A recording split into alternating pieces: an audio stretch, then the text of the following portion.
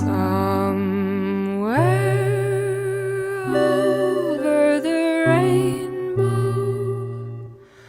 way up high, there's a land that I heard of once in a lullaby. Somewhere over the rainbow, skies are blue,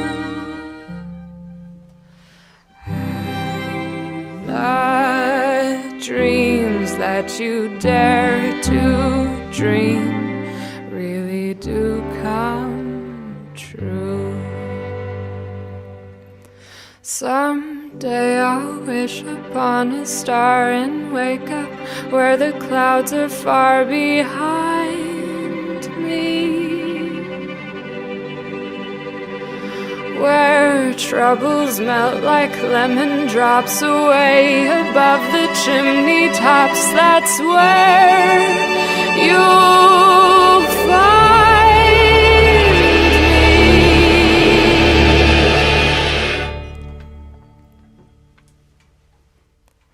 somewhere over the rainbow. Bluebirds fly, birds fly over the rainbow. Why, and oh, why can't I?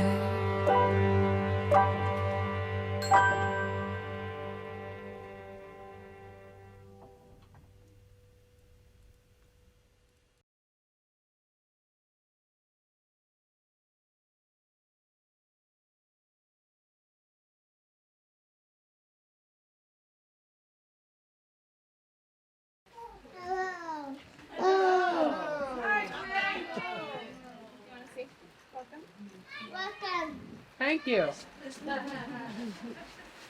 My mom had such a far-reached community. Can you hear me? Closer. Hello? Yeah, okay. My mom had such a far-reached community, and we're just really grateful you guys can all be here with us. Yep, you can have it. So thank you all for being here. I know a lot of you traveled to come, and we really appreciate it. We have lots of food, as you can see, and over here we've got rock painting and some other activities, along with maps if you want to go explore the fair if the rain stops. And we have a program for you, so we're going to start with her choir that she was a part of for many, many years. So I'll hand it off to them.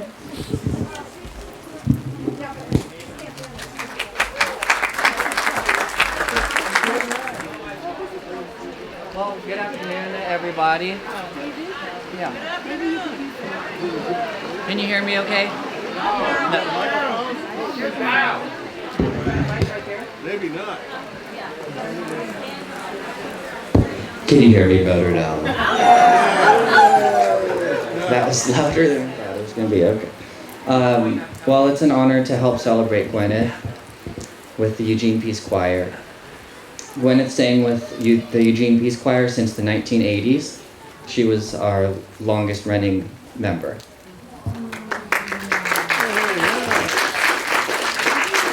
She had a beautiful and powerful voice. She was an essential part of our sound, and our choir misses her voice. She sang for peace, social justice, and environmentalism, and she drove our group to be edgier and more forceful.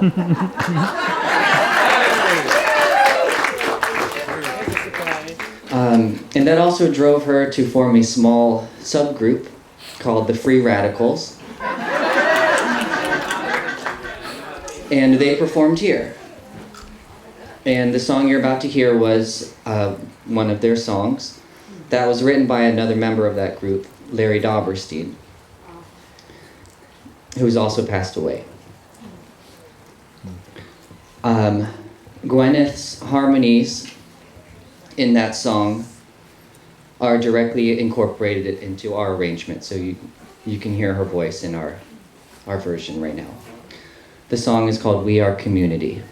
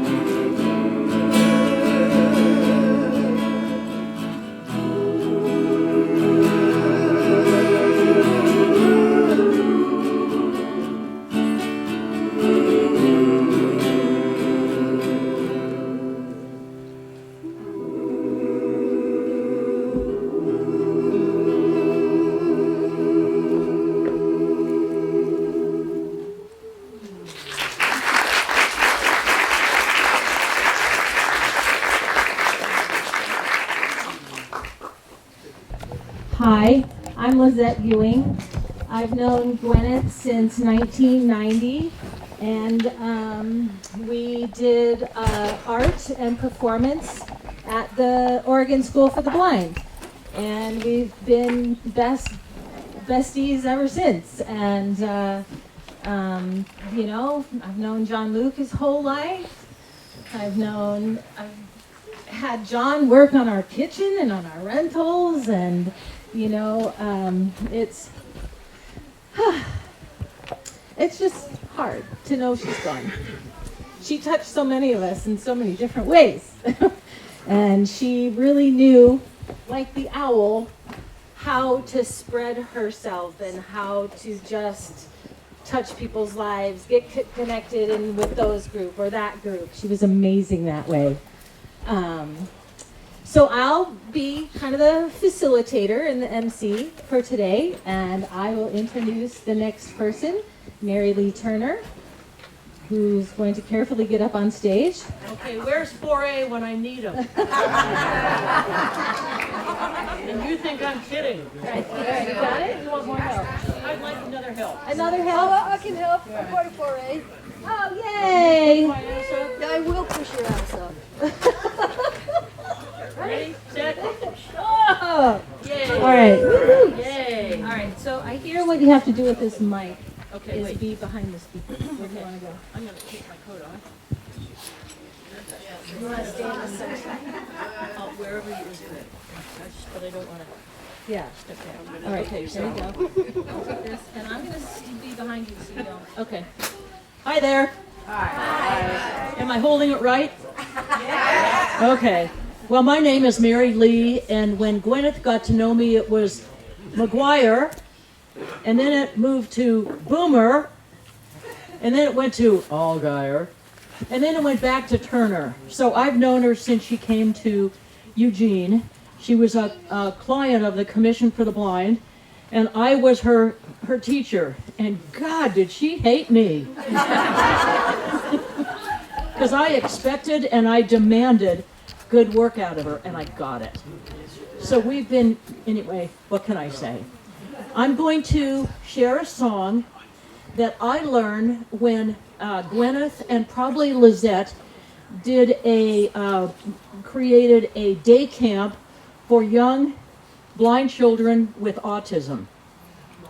It was a day camp, and it was like 5 days, and I came to the party.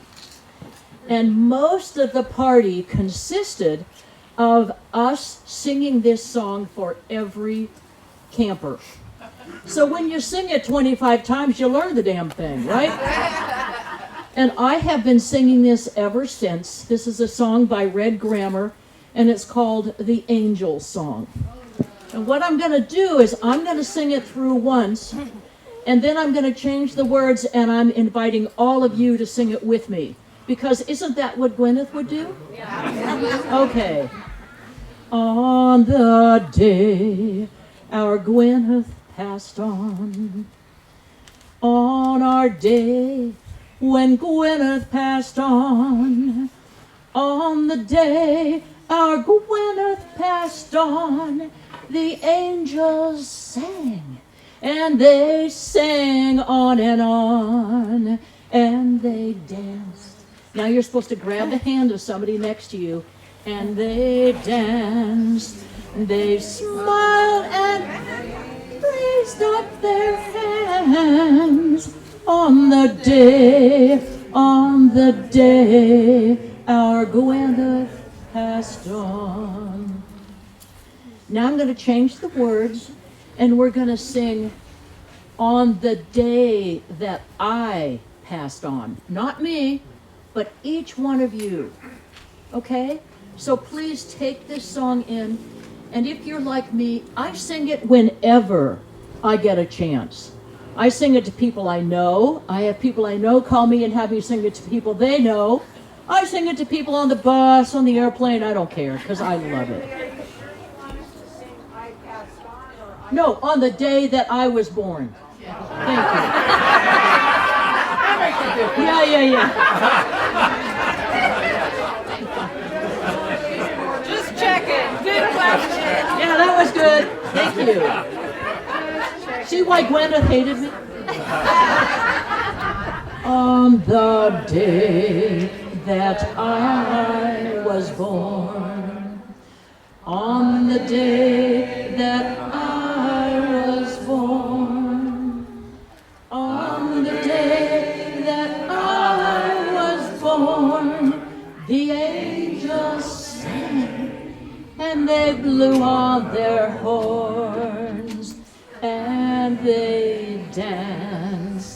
they dance, they smile and raise up their hands on the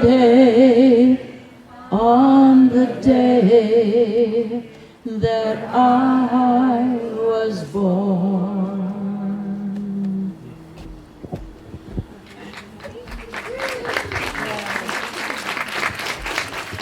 Oh wait, where are my tears? Hold on. Where's my Loretta? I definitely need a hand down. No, Gina. Gina and Loretta. All right, I'm looking at my program. Oh, Patty. Patty's up. How can you follow that? Ah. All right. Hi, Patty. I hope you introduce yourself and tell us. All right. I'm good. Hopefully it won't feedback on us. All right. Good. How perfect is it that about 2 hours ago it was the new moon? So what a perfect day and time for us to celebrate Gweneth. Hi, I'm Patty. I have been a social worker for many years, 7 as a hospice social worker. I have experienced much death and great loss, both personally and professionally. So I know a few things about grieving. Losing Gweneth right before Christmas and her birthday has been especially difficult. I still haven't come to peace with her death completely. I share this in the hope that if any of you are also struggling to accept her being gone, you are not alone. I encourage you to share your experience, tell your stories, laugh and cry, hopefully with someone who knew her and loved her like we did. I met Gweneth at a support group in January of 1984, just after having moved back to Eugene. I was a newbie at personal growth work, although she was an old pro. She had recently lost all her vision, and we quickly became a team. She was a wonderful guide into the world of people with, quote, alter abilities. She gave me language for my particular condition, which she called TAB, or temporarily able-bodied. We laughed about that a lot. I learned about being grounded in the moment next to her. She was so funny, full of joy, breaking into song just because she could. Gweneth touched everyone she met with her gentleness, fearlessness, and exuberance for life. She has been a true and trusted friend. Briefly, here are a few of my favorite Gweneth stories. I felt blessed to be a part of Clarissa and Jean-Luc's birth at the hospital with Gweneth and John. Their arrivals were especially significant since she'd been told by a doctor she could never have children due to her medical condition. I don't know why they keep doing that.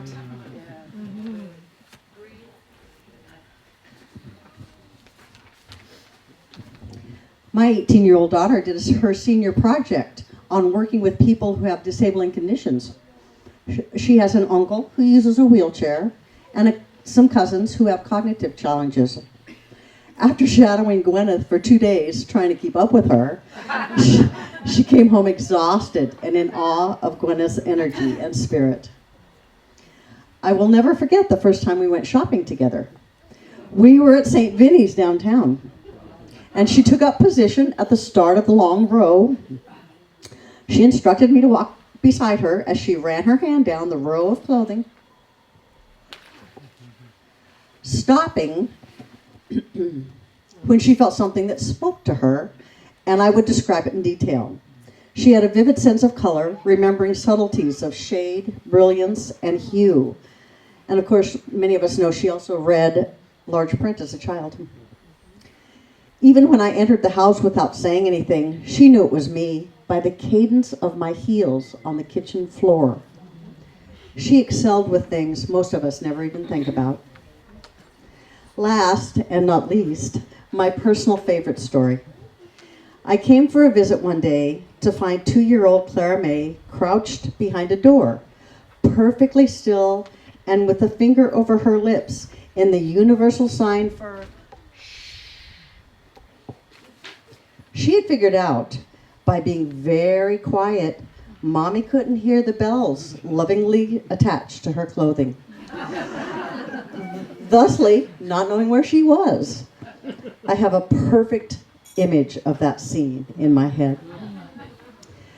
I don't want to believe she's gone. Acceptance is going to take a while. I've missed her every day, although she feels very close.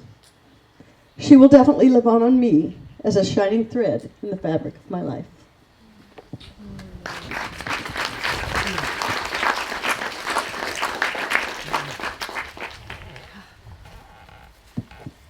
All right. We are moving on at this point, unless Nora or Miles have changed their mind. No?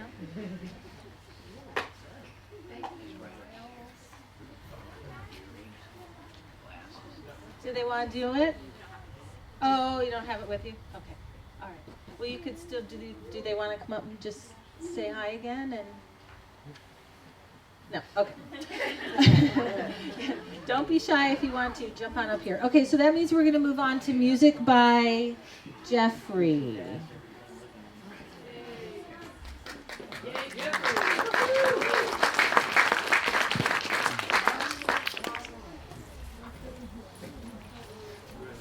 Do you need this mic? You have your own mic.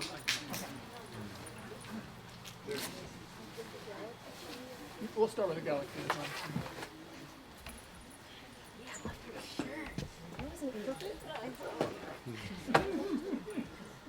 Can I say something? She could feel you up. Can I say something? Yes, please do. Turn the mic on also. Just take it out of the box.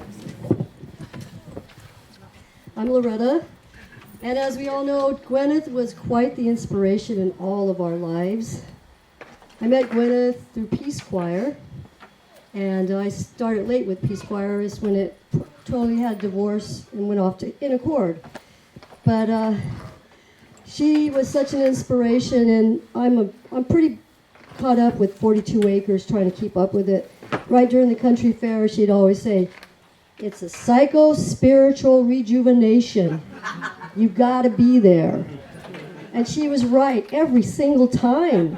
I mean, it takes a week to recover from the fair, but it was worth it. But anyway, I was always just so impressed with her confidence, her capabilities. And you know, we all know how hard it is to stay organized being sighted, much less not seeing.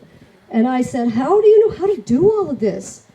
And she said, "You got to realize I didn't go blind until I was 26 or 27, I forget.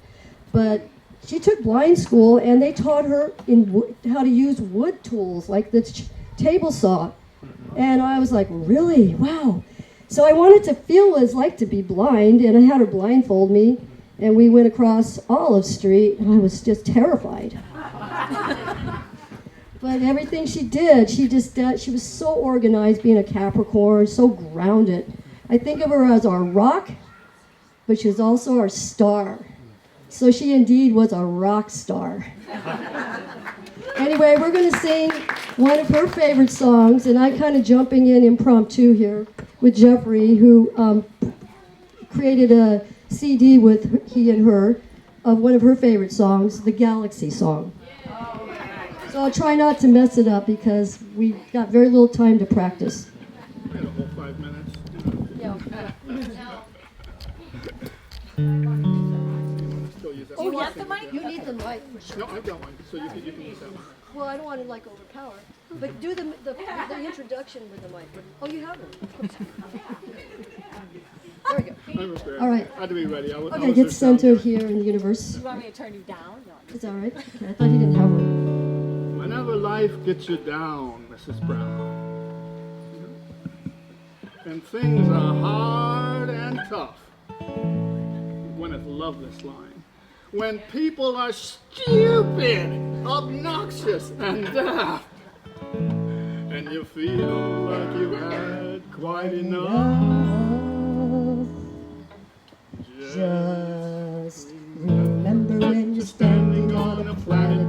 evolving and revolving at 900 miles an hour. It's orbiting at 19 miles a second, so it's reckoned round the sun that is the source of all our power.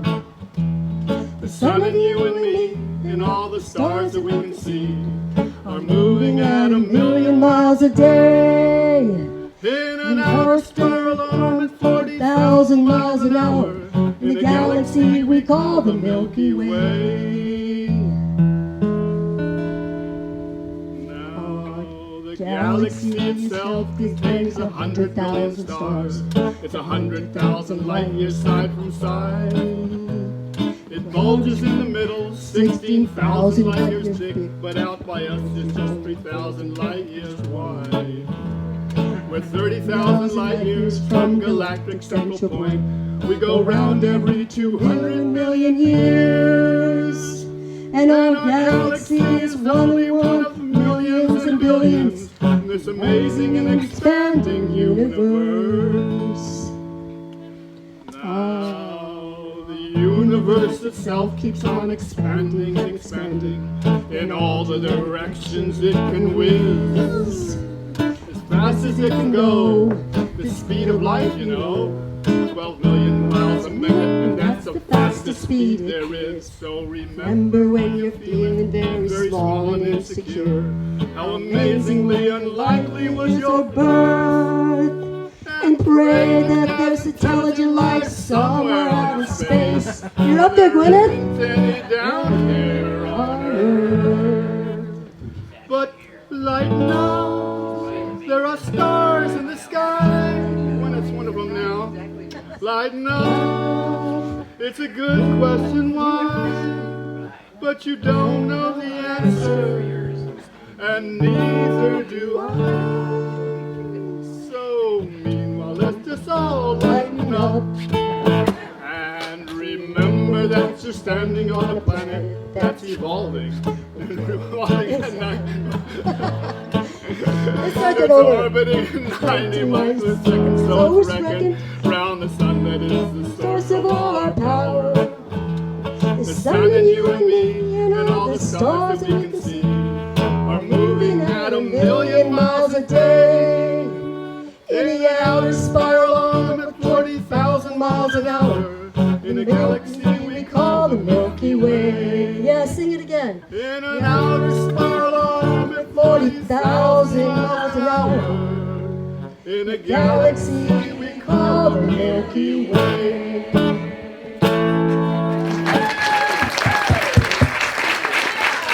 Thank you, Gweneth. She was singing along with us. Oh, absolutely. Thanks, Loretta, for joining in. That was fun. The more the merrier, right? This next song is also on that little CD we made. Yeah, I might just I can hear it there. All right. There we go. Where can we get the CD? Well, I could make copy. We had duplicated a number of them, and I made 2 more for Clarissa just for this occasion. But you could get my email address, and I can either send you an MP3 of it, or I could duplicate some more. It would be a slow process, but we could get it out there. Anyway, this is one that she really liked. It's a song of mine called "One More Time." It's about reincarnation, if you believe in that kind of thing.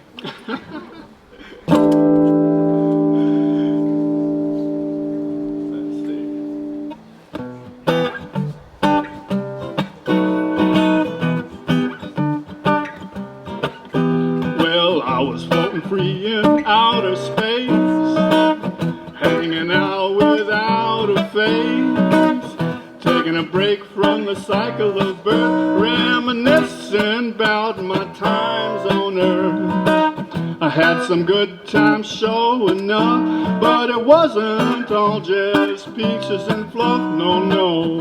I had to deal with heartache and pain, don't know if I can take it again. Then the grandmothers came to me, grandfathers too on a bended knee.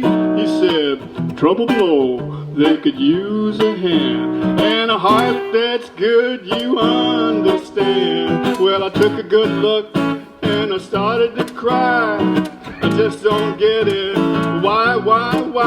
But I knew in my heart what I had to do. Okay, give me a seed and push me through to go one more time around, one more time around, one more time around again. Yeah, you know, according to the Buddhists, it takes a lot of rounds to make this thing right, you know. Here we are after how many tens of thousands of years? I think the Buddhists say something like 800,000 rounds. That seems like a really long time. So we really should have it together by now. I don't know what went wrong, but I guess we got a few more chances, right? I was walking around on planet Earth, trying to figure out what it all was worth. Playing with material planes and time, and figure out how to toe the line. Try to find the path that is true, but having fun while I do the do. Taking care of me while I'm helping you. Would you care to dance away the blues? Well then kick off your shoes, run through the grass, barefoot, bare your soul and bare buns. Try to keep it light and learn to laugh and remember that this too shall pass. Then the time will come for you to go home. Remember that you're never alone. One with all and all with one. Well, you take a little break and the time will come to go one more time around. Gweneth wants y'all to sing along, right? One more time around. One more time around again. Yeah, we'll try it again. I said one more time around. One more time around, yeah. One more time around again. You know, but after a while it kind of gets old. Some of the stuff does anyway. You know, the pain and the suffering. So at some point you figure it out. You know, you get it right, and you get to move on. You know, what they call liberation. You know, but how do you stop this wheel? I think it's up to each one of us when we're ready, and sometimes it's a bit of a surprise, but ultimately you just gotta go deep inside your heart, you know, and go, stop this wheel, I wanna get off. And you're free. Thank you. Well, I got a little story I want to share. So I met her through, I think David Mitchell, actually, we met just in music circles. And so after a bit, she asked me if I would become their sound man in these programs in the school that she was doing with Bijou. You know, it was for like disability awareness. And so at one of the assemblies, I'm standing there and she's introducing the people, and she says, and this is Jeffrey, he's our token able-bodied white male. Because she couldn't see that I wasn't white. So later on, I just kind of went up and I whispered in her ear, I said, Gweneth, I'm not exactly white. And we laughed about that for a long time. I mean, I sound white, I guess. But she couldn't see me. So I love that, though. We would always get a grin out of it. She was always so upbeat. I love that girl. Still do. Yeah. Wherever you are, Gweneth. Well, she's here, right? She's here with us tonight. So thank you.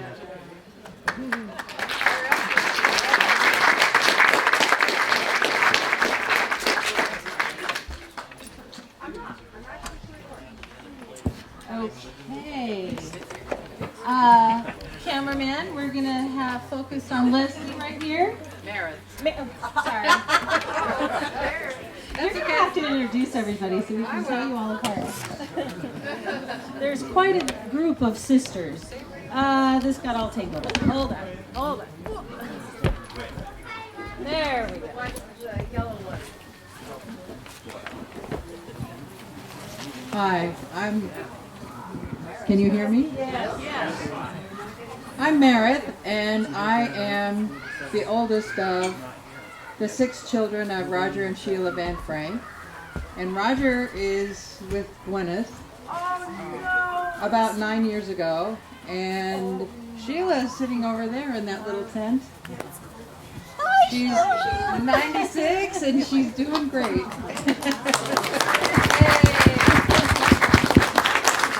And I'm number 1, and I'm one of 6, sort of like, what was the thing on Star Trek, with Jean-Luc Picard got? Yeah. One of 9. One of 9, and yeah. 7 of 9. So I'm one of 6, and where's 2 of 6? Kevin? Kevin's back there. All right. And we know where Gweneth is. She's 3 of 6.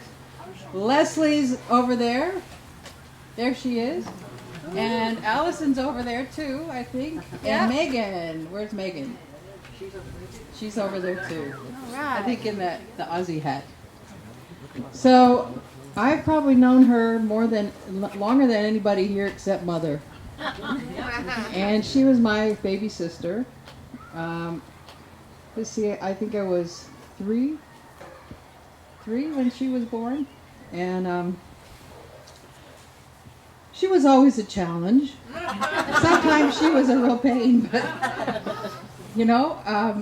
that's where that kind of personality comes. And I remember we used to be allowed at Christmas time. We would be allowed to get up and get into our stockings, but nobody touched anything under the tree. And till the parents got up at 9 o'clock in the morning. And so I remember one time suddenly waking up and Gweneth's going, Meredith, guess what you got in your stocking? You got red socks and I got blue, but I liked yours better, so I switched them. Shut up and go back to bed.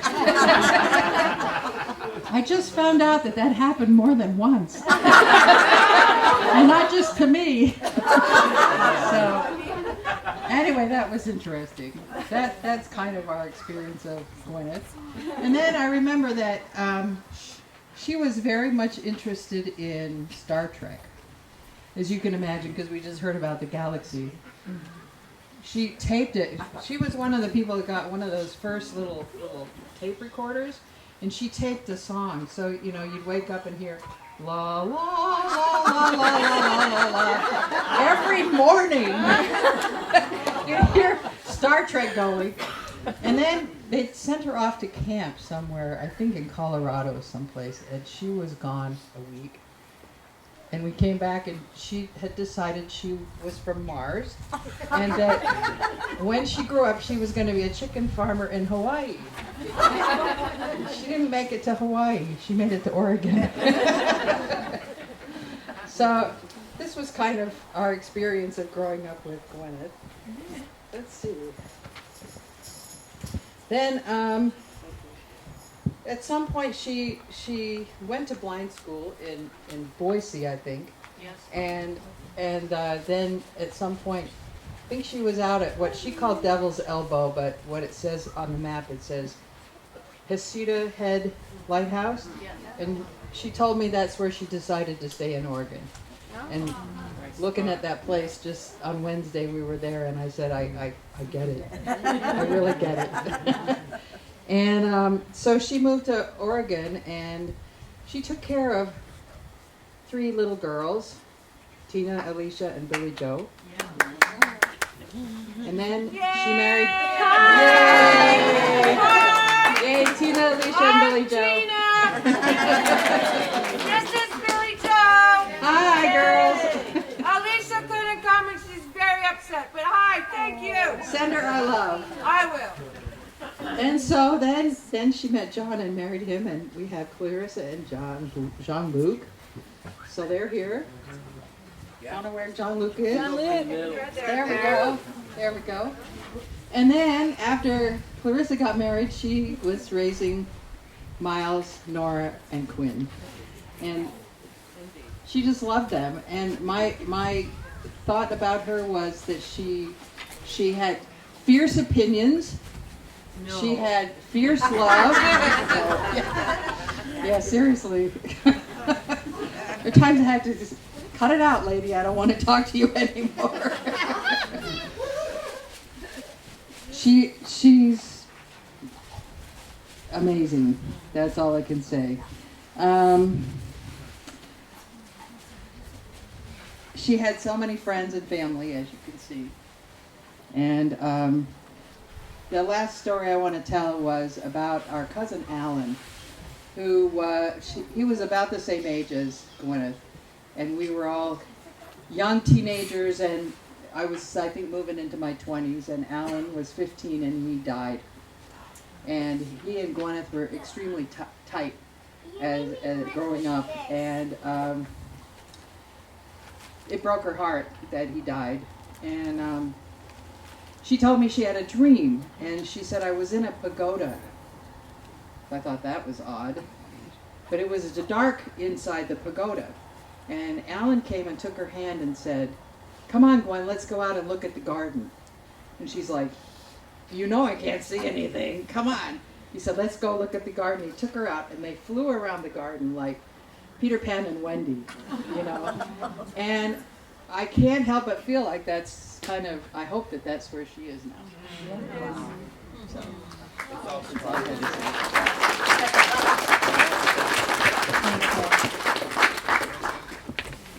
Okay, this is where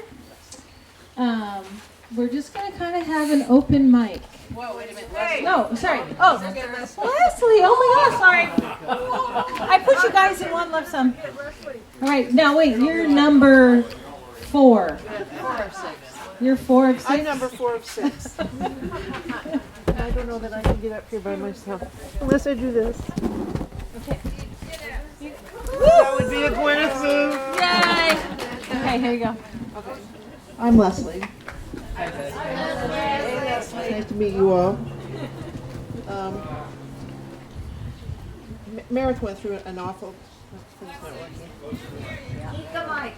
Can you hear me now? Yeah. You can hear me now, and if I sang really loud, you'd be saying, oh, no. We are number 4 of 6 here, and number 1 and 2 and 4 and 5 and 6. The people who knew Gweneth when she was little, and not a lot of people here did know Gweneth when she, well, I mean, we're the ones that did.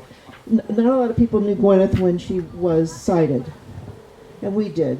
She became blind in her late 20s, although she lost her eyesight in her one eye as a 4-year-old. And so she was blind in one eye. She was pretty legally blind in her other eye. She read regular books. She didn't read just large print books. She went to regular school. She went to school with us, and she competed with us, and she was fierce. She was fierce. Gweneth was 14 months older than me, and we were, as my brother told me the other day, the thing he remembers about us was we were fierce competitors. We were the worst. We shared a room, and whoever, we said goodnight every night like this.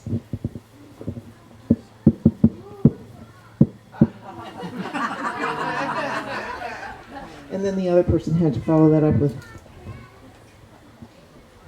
and it got quieter and quieter and quieter until you absolutely knew the other person hadn't heard you. Nanny, nanny, nanny, I won.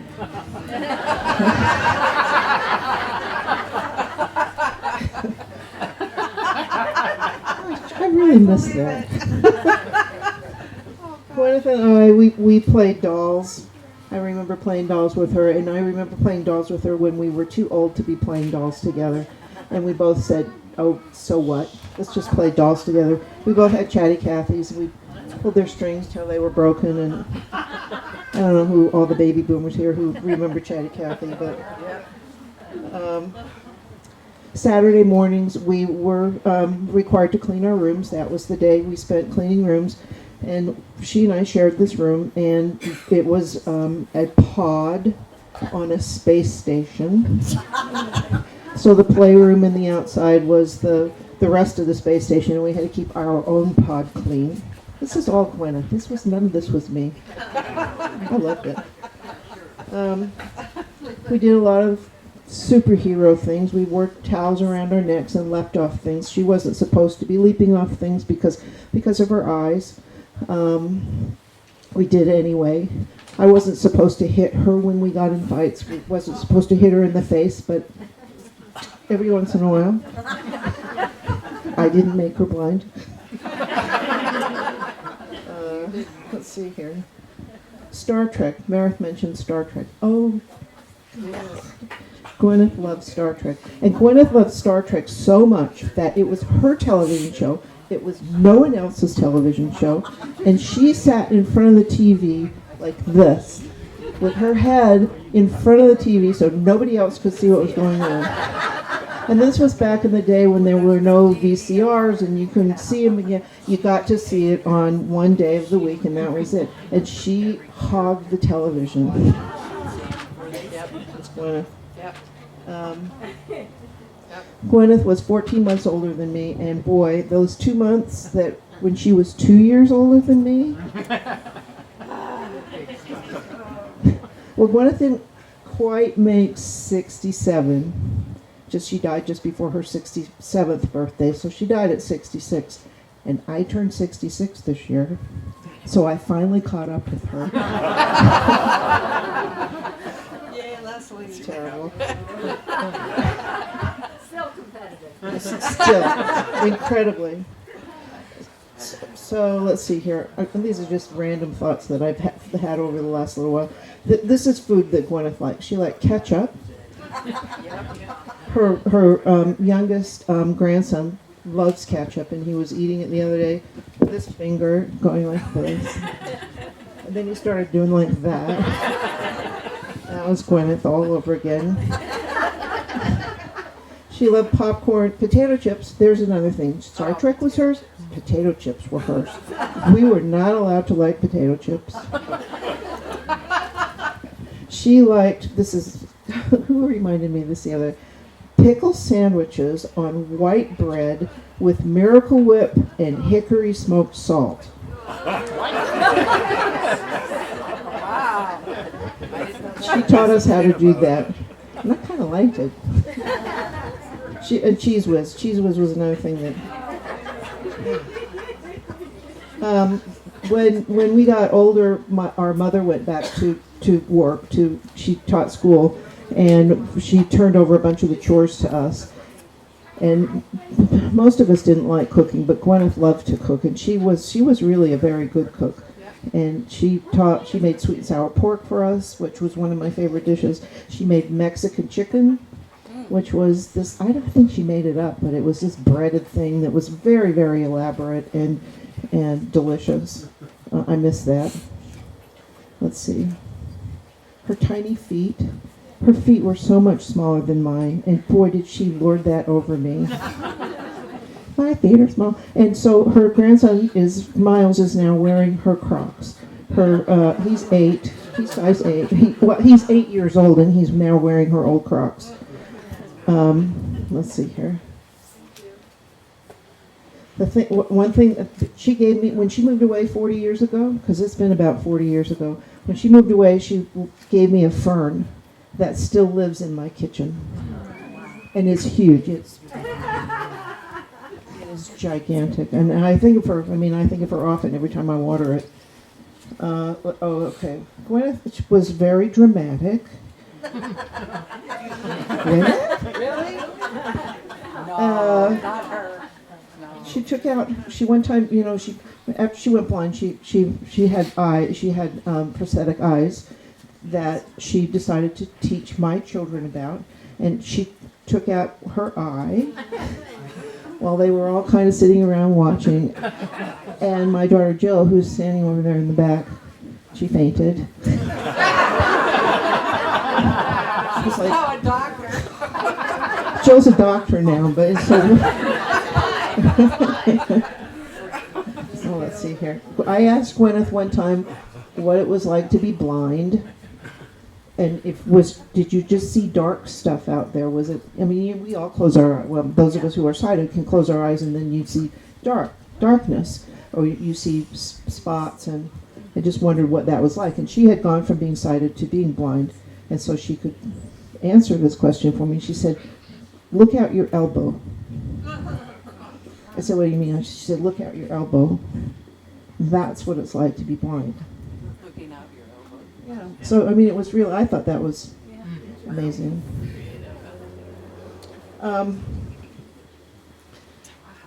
Gweneth, those of you who know Gweneth really well know that her relationship with her family in Utah was probably not a perfect relationship. It was, I mean, the word that I've been looking for, that I finally settled on, was it was fraught.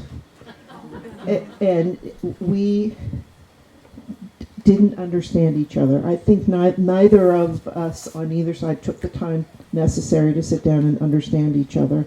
And I'm sad about that. But what I'm really, really, really grateful for is that she came up here and she came to Oregon and she met this incredible group of people who were all here in the choir and the friends from everywhere. And I am so glad that she found this group of people. She became a joyful, joyful human being. Love her to death. Thanks, guys, for coming out. Okay, I can give you the mic.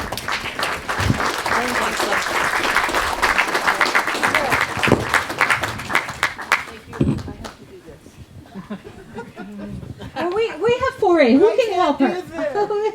Okay. Thank you. Okay. Okay. So this is the time where it can be open mic. And John Luke's on the schedule. I don't know where he went, but we know he's here, and we love that. Oh, there he is.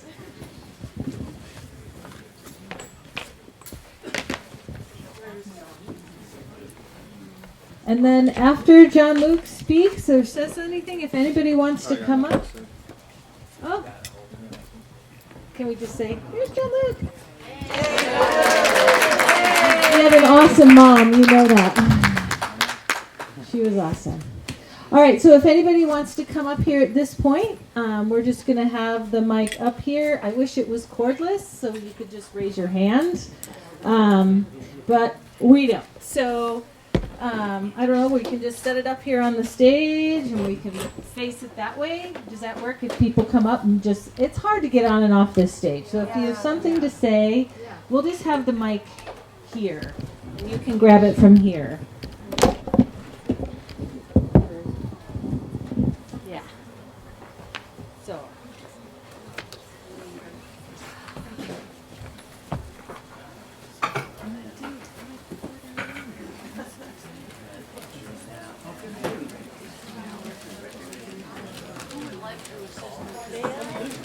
Yeah, absolutely. She's able-bodied. She's getting up there. Oh, I'm a tab. My name is Reba. I can't remember exactly when I met Gweneth, but it was probably in the Peace Choir. I'm just going to admit, I started the Peace Choir. Yeah, Gweneth was an integral part of that. Somewhere in there, we both got pregnant separately.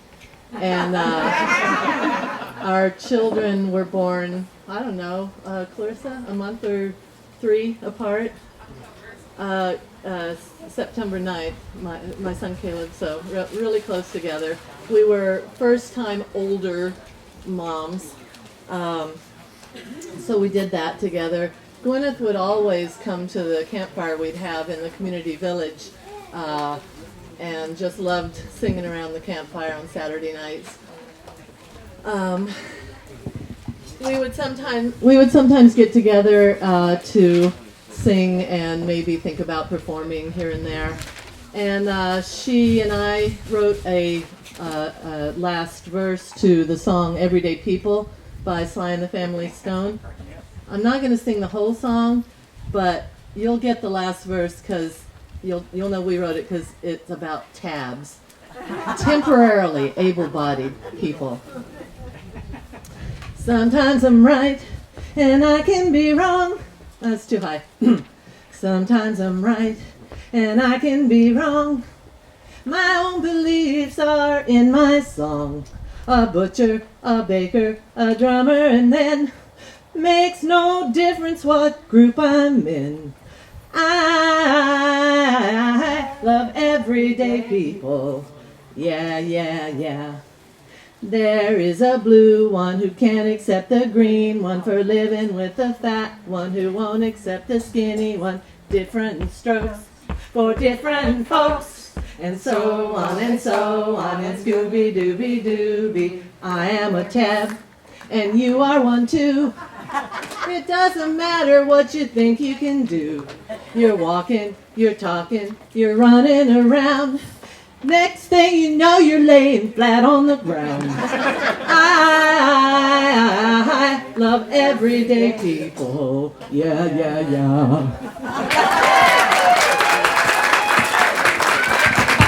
Love you, Gweneth. I think I haven't seen that one. You want to walk in front of the John?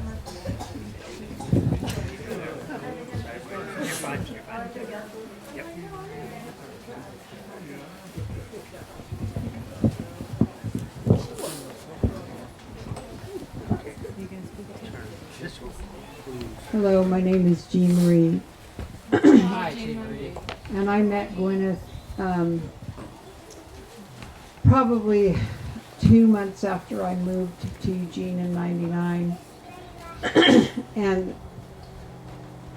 the thing is, when I was conceived, I had a twin that died in utero at age 2 months. And in 4 months it miscarried, and then that's what made me early. Well, when Gweneth met me, she said, well, I'm that cosmic twin, I came back.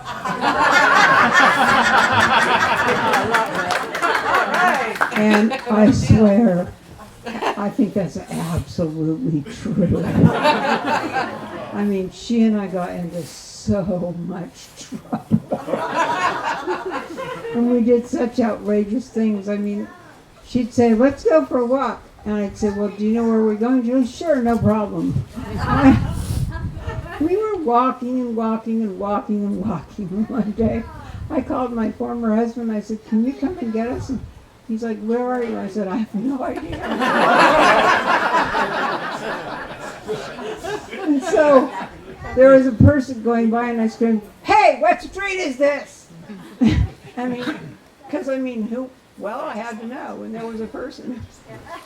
And so he came and picked us up, and then we went and had dinner at Mozzie's, but it was just that's the kind of stuff that happened all the time. And at Bijo's funeral, she introduced Wendy, who isn't here today, which is too bad, as her best friend on earth. And I walked up to her and I said, well, Gweneth, who am I to you? And she said, you have always been and will always be my cosmic twin. So I'm taking that with me.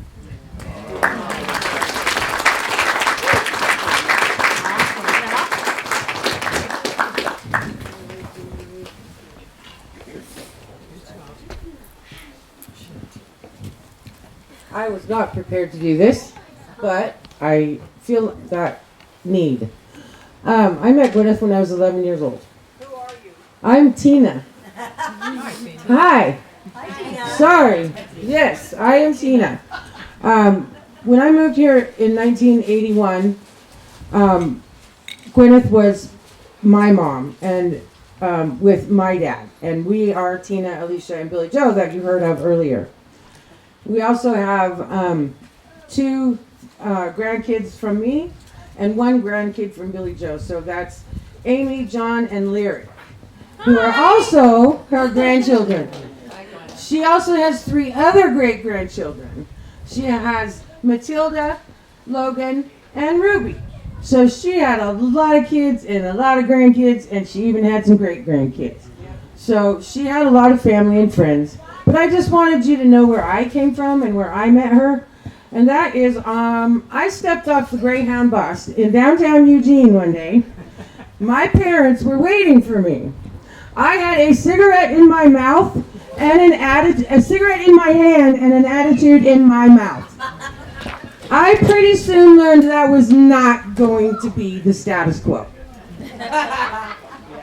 I learned that I had to have some kind of respect for somebody sometimes. Later, I learned I had to have it all the time, as she did. She treated every person she ever met with love and respect and kindness, and she saved my life. I was 11 years old, and I had headed down the road to something that was not probably going to be good. But meeting Gweneth saved my life. This boy here is one of my best friends. And I thought that since he can't say something, I wanted to say something. She never left our sides. She loved us unconditionally. And she is here with us now. Thank you.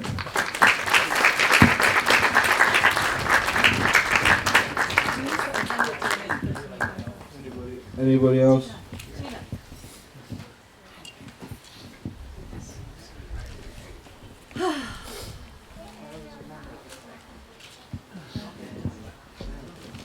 Okay.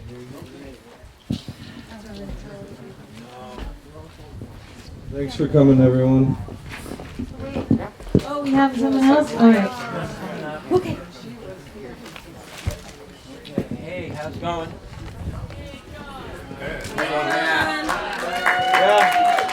All I'm saying is we have a special guest of honor right now, but you can't see or hear. You know, really. I'm serious. Anyway.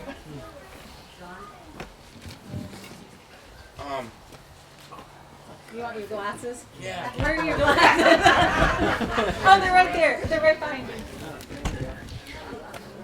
Good call.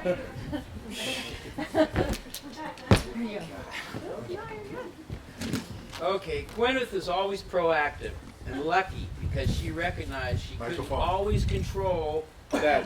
We can't hear you. Microphone. Oh, sorry.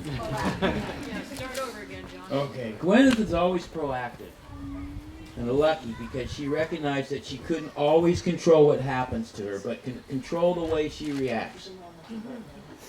She never got jittery that easily. It would have been something very monumental. She would often use her creative. You hold the paper. I'll hold it.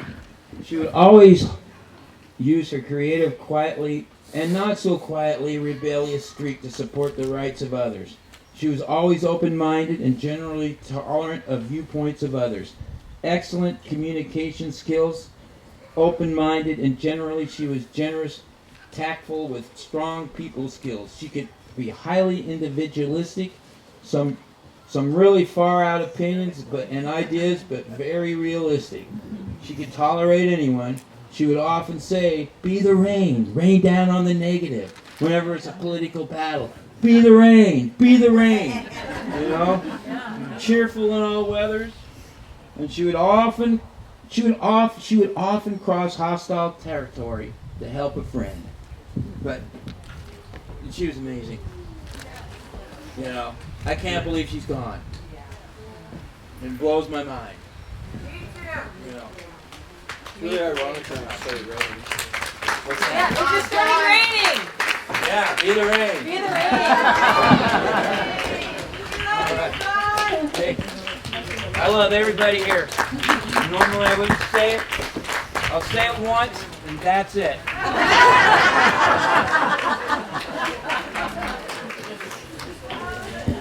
Oh, that's lovely. Lovely, lovely. All right. Anybody?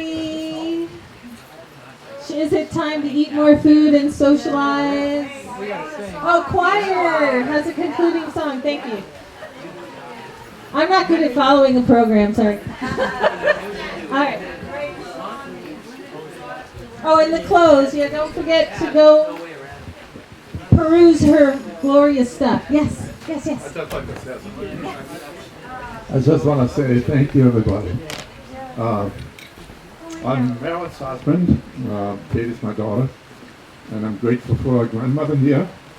And I'm grateful for my family, the Van Franks and Watkins family here. My grandfather up there. I really love Gwen.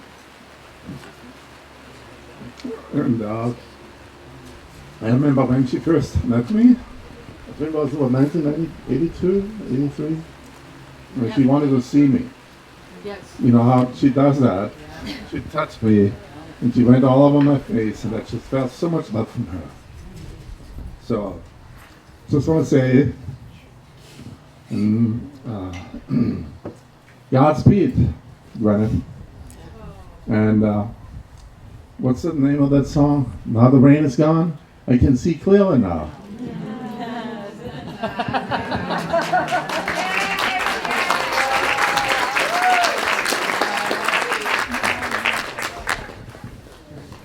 All right, the Peace Choir will conclude us. Oh, John Luke has one more thing. My mom saved my life multiple times. I love her.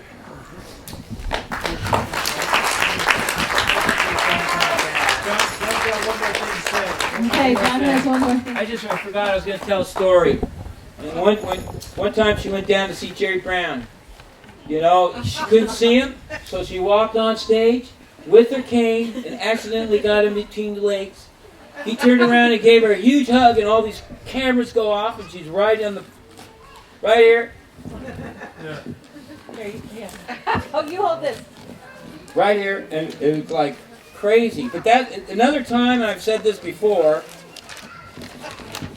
another time, we were going to see Clinton talk at the University of Oregon. We got there too late. Couldn't get in.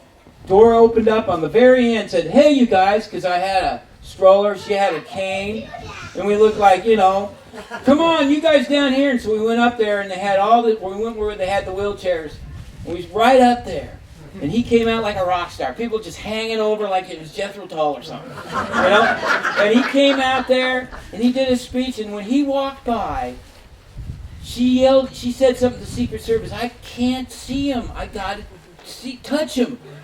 So he went back and yelled at Clinton, "Hey, come back here," and told him the story. So he came back, and I'm standing there, and he grabs Claire May and puts it in his arm, puts his arm around her, and she goes, "I hope you get some rest after this." And he looks at her and he goes, I will. You know? That was incredible. I had to share that. I had to give my story for that.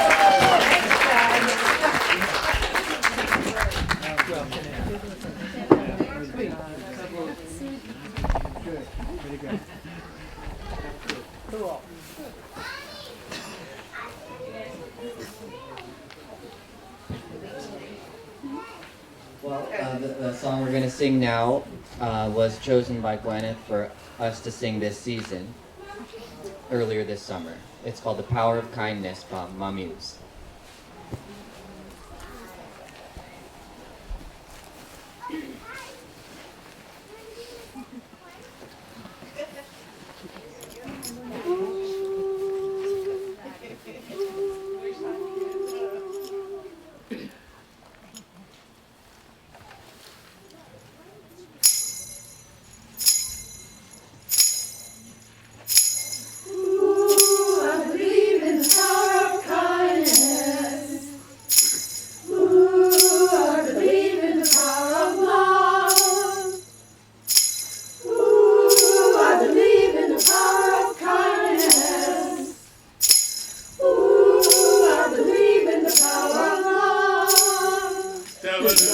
We don't know what's coming, but we can help shape what's ahead.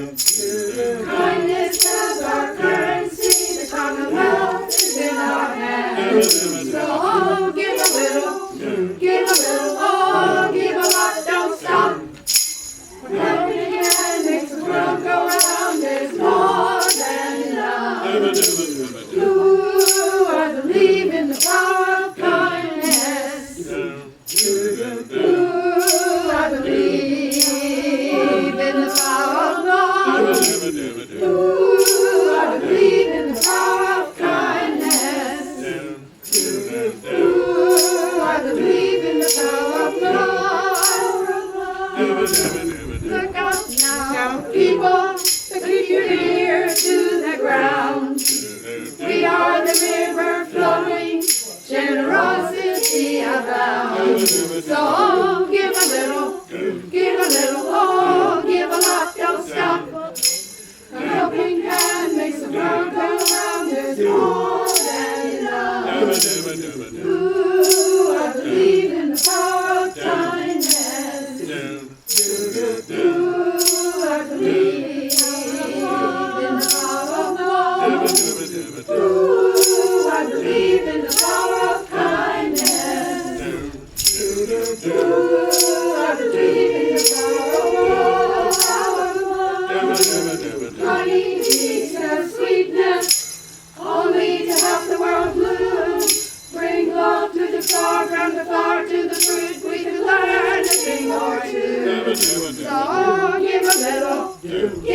oh, give a lot, don't stop. A helping hand makes the world go round. There's more than enough. Ooh, I believe in the power of kindness. Ooh, I believe in the power of love. Ooh, I believe in the power of kindness. Ooh, I believe in the power of love. Power of love. Power of love. Give it away. Give it away. Give it away. Give it away. Give it away.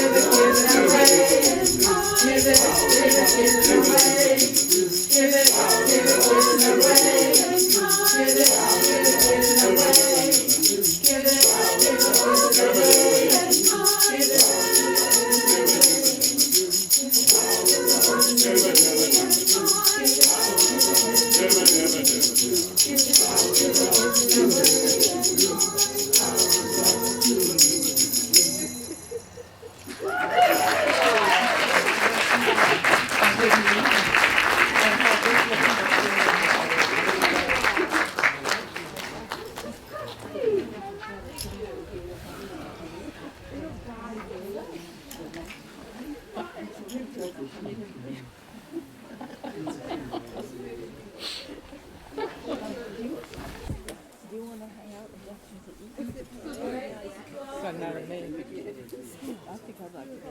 Something to, yeah, a little something.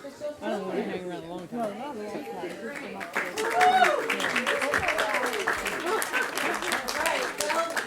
Socialize, eat our food, and go to Gweneth's lair.